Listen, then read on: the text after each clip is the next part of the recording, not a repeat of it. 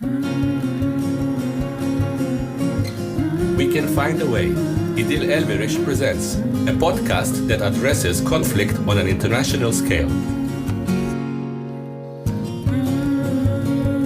With the fall of Assad regime, we were all overwhelmed with phone calls, people like just rushing to see if they can find finally after 40 years their loved ones. Hello and welcome back to another episode of We Can Find a Way. This podcast is sponsored by Dr. Paolo Michele Patocchi, an attorney at law and arbitrator. I'm grateful for his engagement with alternative dispute resolution in Turkey and beyond by participating in multiple conferences, specifically teaching at Bilkent University in Ankara, and now supporting this podcast, We Can Find a Way.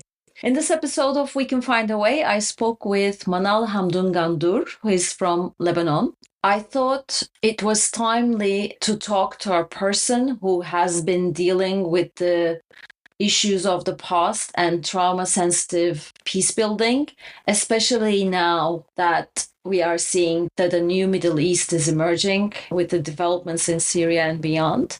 Manal explained how information technology can be used to talk about the disappeared people and how this can be helpful despite an amnesty law adopted at the end of the civil war in Lebanon. So I will give her short bio at the end of this episode, but now let's start with the interview that took place on 13th February 2025. It's been quite a while. Manal, can you please tell me about the amnesty law in Lebanon of 1991 and why was this considered necessary after the war? Hello, Idil, and I'm really very happy to be in this conversation today.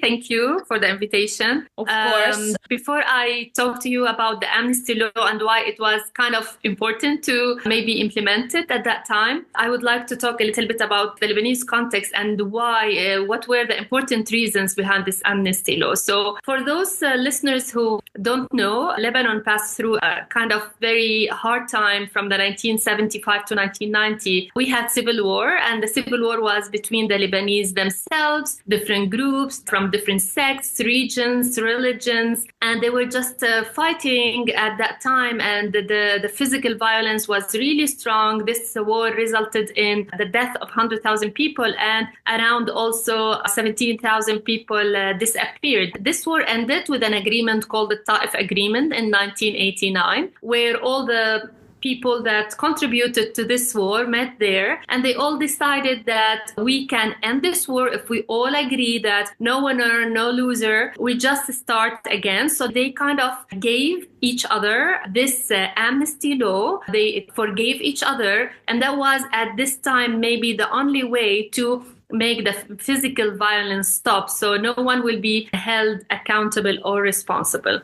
However, at the same time, if we look at it and the results of this amnesty law, we can tell that this peace is really very shallow, very weak and fragile. We notice that the Lebanese fear from each other still exists. There was no work and no effort to work on dealing with what happened, with the real reasons for this violence, to work on preventing it from happening again. And the most important thing, that all the human rights violations that happened during the war were not recognized, were not acknowledged, especially the victims. There were no reparations for them. And one of them, which is the issue of the missing and disappeared. So those families are still waiting for their loved ones until now. They're still waiting just for this uncertainty and this feeling of ambiguous loss.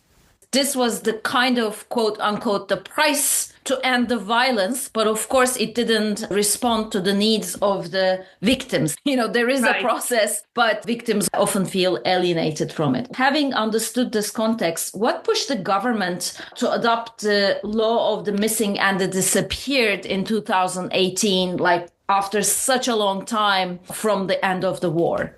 the end of the war in 1989, 1990, the government had many attempts, tried several times to find kind of a conclusion to this file or to close it up by sometimes allowing the families of the missing to announce them dead so they can inherit them. But if I want to just summarize it for you, I believe there are two important key factors that played a role in passing this law. The first one, which is the very important one, the determination of the families, that the families, the majority of them refused this to announce their loved one's death. And they became like one group, one team. And many years ago, they became an organization. So this pressure by the families of the missing, in addition to the support of many civil society organizations like Act for the Disappeared and the International Committee of Red Cross, helped to draft this law, helped to pass it to the parliament and be agreed on. Also, there is another key factor that I believe it's really connected to this first one, the content of the law itself.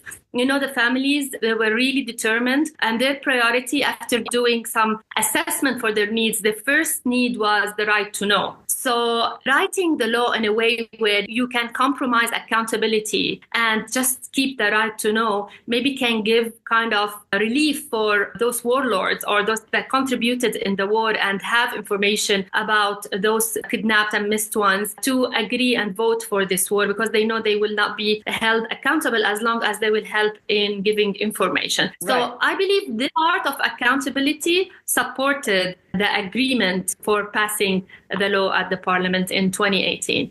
So their cooperation have been, I guess, sought by the government, if not by the victims' families, so that there could be a compromise almost.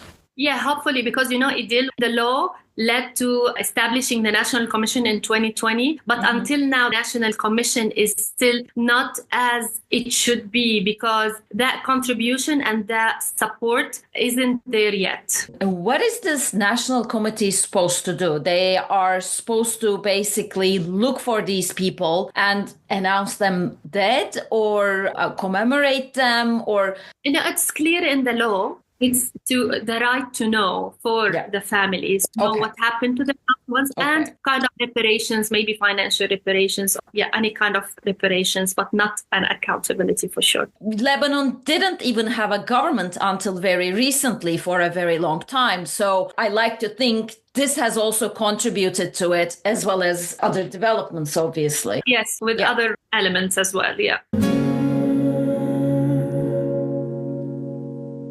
Can you explain this digital memorial and memory map that your organization is involved in? I'm thinking civil society organizations like yours are filling in the void or the vacuum. How do they help victims and reconciliation between the communities of Lebanon?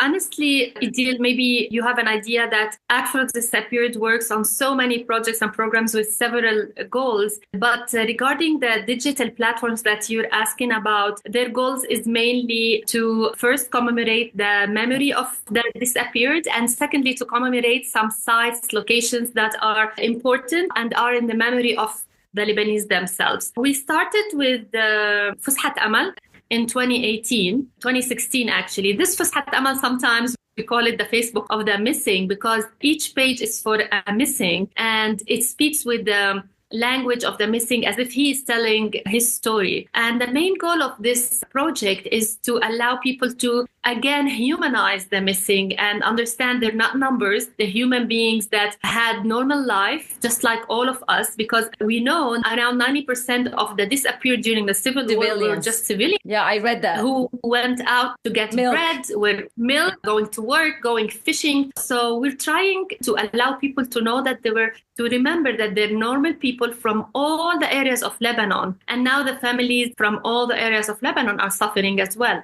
So this is the first project. The second project in 2018, which is called the Memory Map, and it's to locate several locations that were so important during the war, and the Lebanese know that they were so important during the fighting, checkpoints, maybe missing happened there, maybe grave sites. So it's like kind of a map that shows different sites, and people that can go through these maps can listen and look at these locations and learn also that this happened all over Lebanon.